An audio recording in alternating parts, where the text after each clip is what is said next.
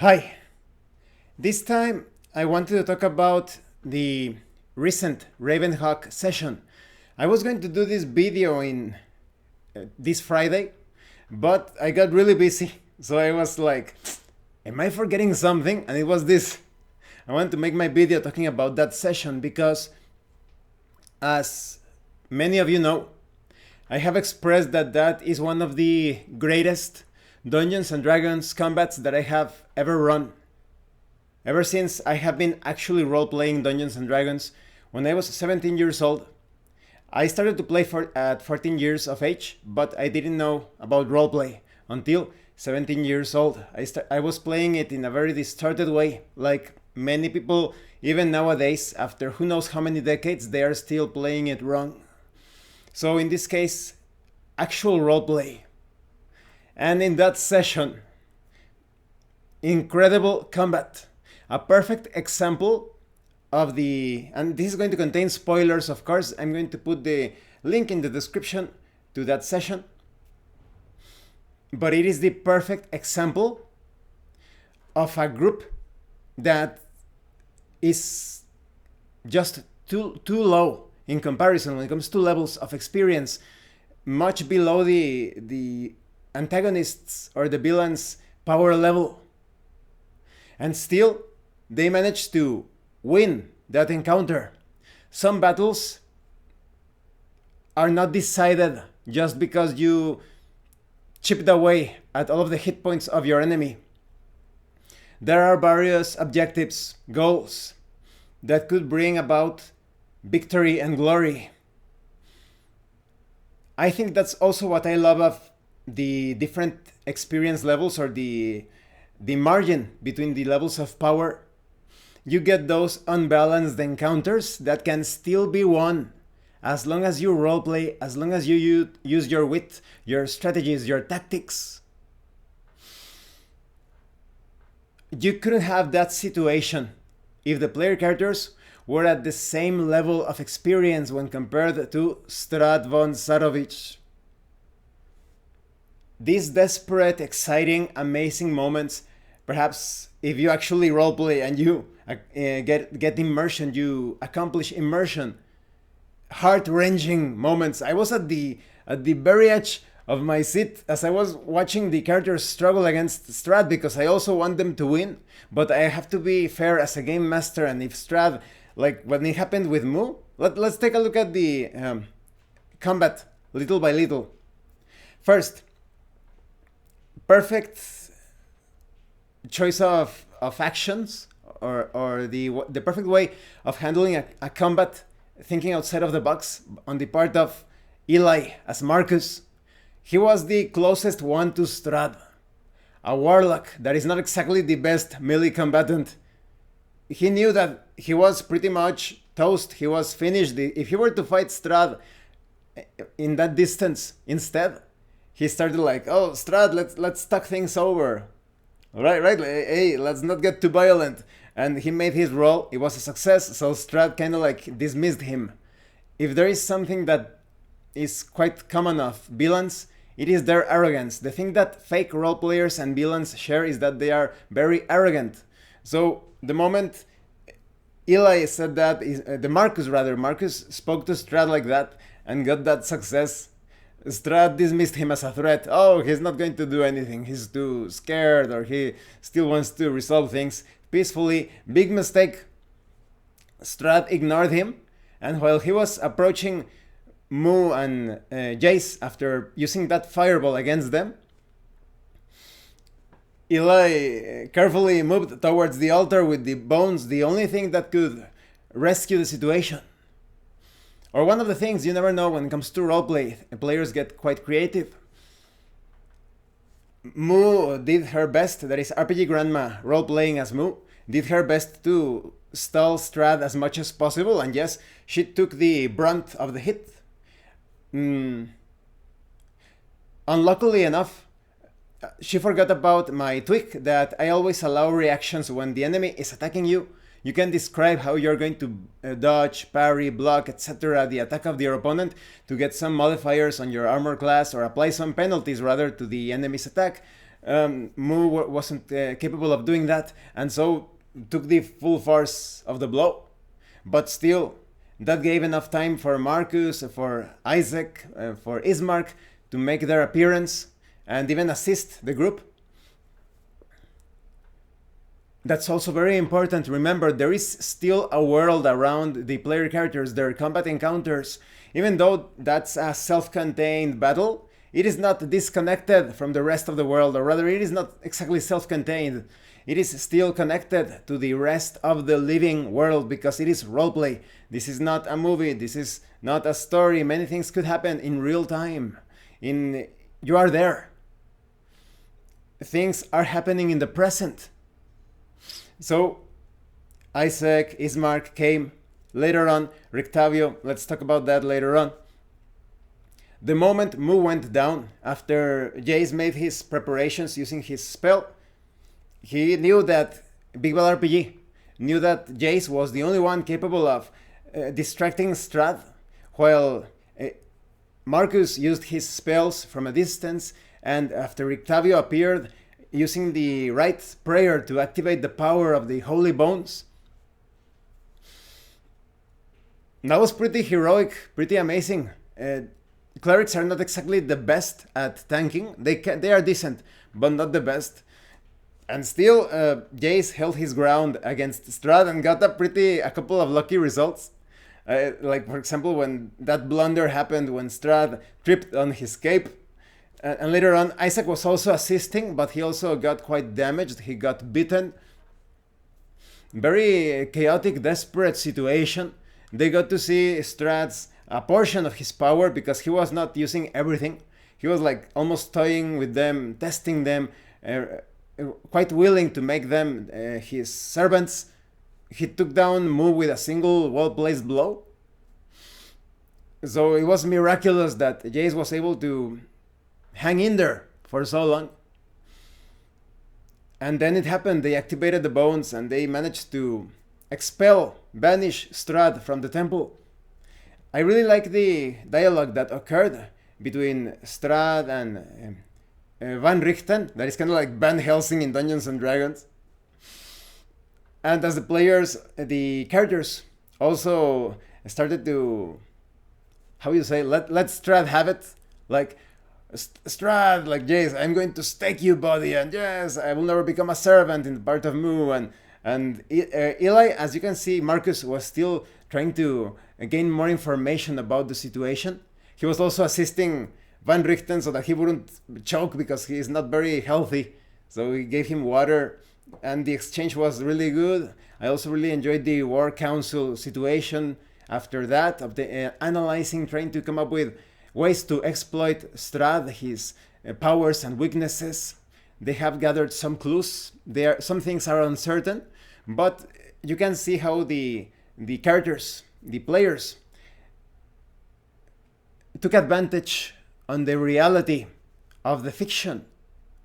Oh, let's find out exactly what is going on. Hey, maybe that speed that Strahd was using was some sort of haste spell, or maybe it was time stop, etc. So now they are also going to see if they can contact Mordenkainen, that is far to the east, but they have the support from the War Ravens. They can fly quite quickly towards that direction and back. The brilliant plan that they came up with, the party of disguising themselves as Vistani, brilliant. They saved so much time when it comes to encounters with hostile Vistani. And still, experience was rewarded. Based on the context and the situation, you don't need to fight every single opponent. You can still obtain experience points, and even if you are applying milestones to level up, you can still go through many different situations without wasting time with unnecessary battles. I also really like the way that Marcus handled the encounter with the Dusk Elves. Apparently they are trustworthy, but he was still quite guarded of the plans that the party was making in order to take down Strahd. What if the Dusk Elves are actually spies of Strahd and they just want to obtain information on how to, in order for Strahd to kill the characters, or rather raise them as vampires? What if the Dust Elves are actually allies, and they have a potential ally in the form of the leader of the Dust Elves? That is apparently, by his own admission, quite powerful. You see? Everything about the campaign has been proceeding so great.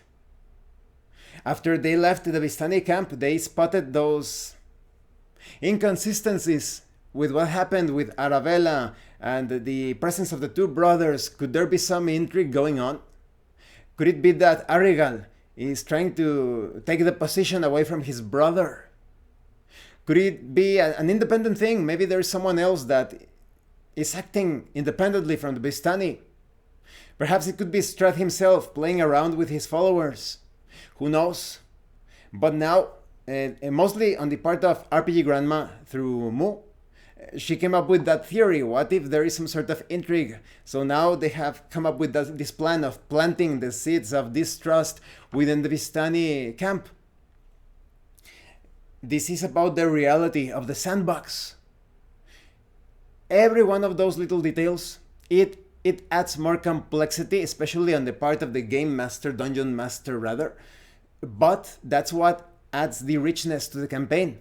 Now I am going to keep track of all of those things going in the background, and it's going to make the setting really come alive.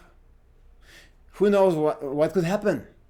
Maybe you had a certain fixed number for random encounters.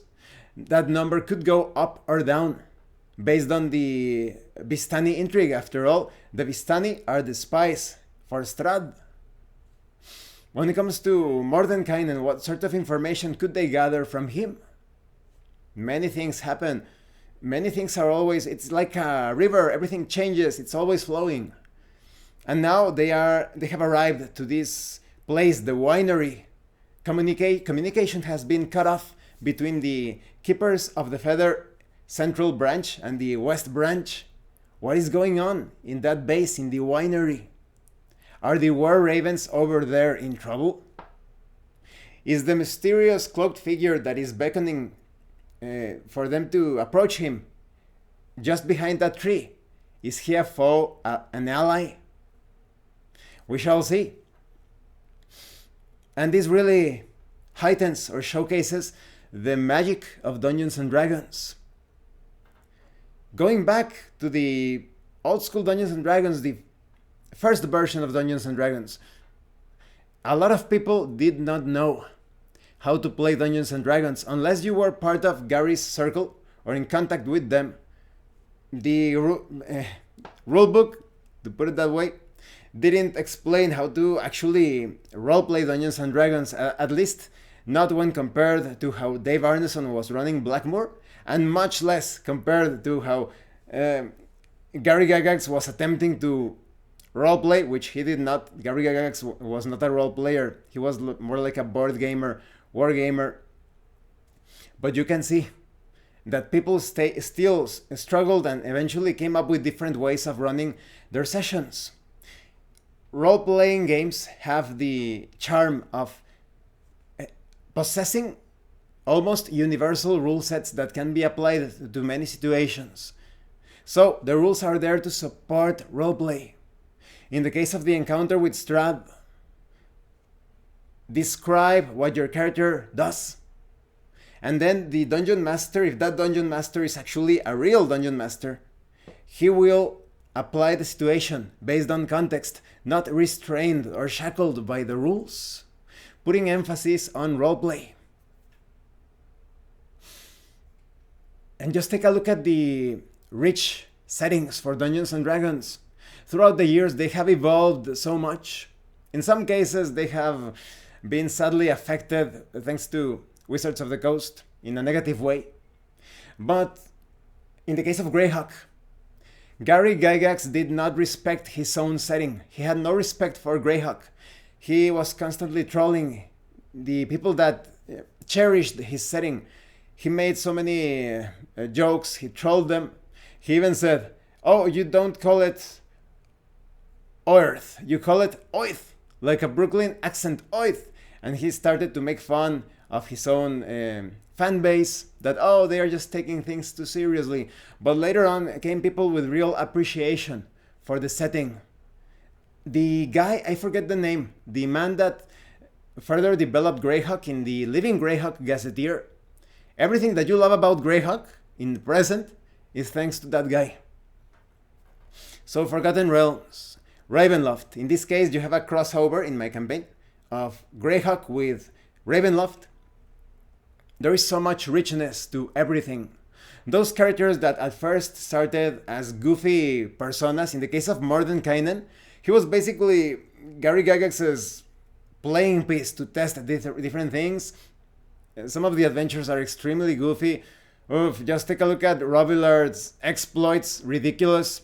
A fighter that isn't exactly the most powerful, suddenly forcing a dragon through sheer brute force to serve him. Ridiculous. Anyone who has played old school Dungeons and Dragons and knows how, let's say, a fighter that is below 10th level of experience cannot do that to such a powerful being, especially when you need an entire party to defeat it. It is very clear in the old school stories. Take a look at the Dragon's Foot forums, the Dragon magazines. The characters, the enemies were still too powerful, and yet Gary Gygax was always giving them a free pass. Very different from the lethality of what you would expect in the Ravenhawk campaign. The moment Mu went down, I was like... But no, they held their ground perfectly. I think it was amazing that they all roleplayed on the part of Marcus. That was really vital, Marcus tricking Strat like that in order to gain some time. Jace role-playing the all of his the way that he was attacking and defending. Mu selflessly charging against Strahd. RPG Grandma knew that Mu was the only one capable of taking the full blow, and still rushing at Strahd, shooting crossbow bolts, taking him head on. Got almost killed, but that's what she needed to do. Very different from the non-roleplay actual plays. So Strahd is standing in front of you. So what do you do? What do you do? Can I cast this spell? Can I cast this spell on Strahd? Let's see. Let me add the modifiers. Let's see. No, wait, no. Instead of doing that, I'm going to could I instead charge as roleplay? Fake role players. They are the worst example to follow in actual plays. Never allow someone that does not know what tabletop role-playing games are to watch any of those awful actual plays. Watch mine or find other actual plays. Take a look at my role-play nights of the round table channel list. Click on it because it doesn't show all of the channels, and in most of the channels you will find actual role-play sessions, or at the very least people that are attempting to roleplay. So overall, in this session, I think it is one of the best sessions that I have seen in my RPG career. Beautiful. And I am so glad that Big Bad RPG Grandma, Eli, they are participating. This was all possible because of them. So, as always, thank you for watching my videos. Thank you for your likes and your comments. If you have any questions or comments, please let me know. If you need more information about the Demystifying of Gary Gygax, please check out the video in the description. If you want to know about actual roleplay, or rather the legacy of roleplay, check out the video about the Dave Arneson's legacy. You will also find links to my actual guide for a beginner to get into tabletop role-playing games, and how to obtain details through roleplay, another video, very important video. And thank you so much to those of you that are going the extra mile to support the channel. If anyone else wishes to further support the channel, the information on how to do that will be in the description below. And remember, there is no place for stupidity in tabletop role-playing games. unless you are role playing as a stupid character. Once again, thank you, and see you later.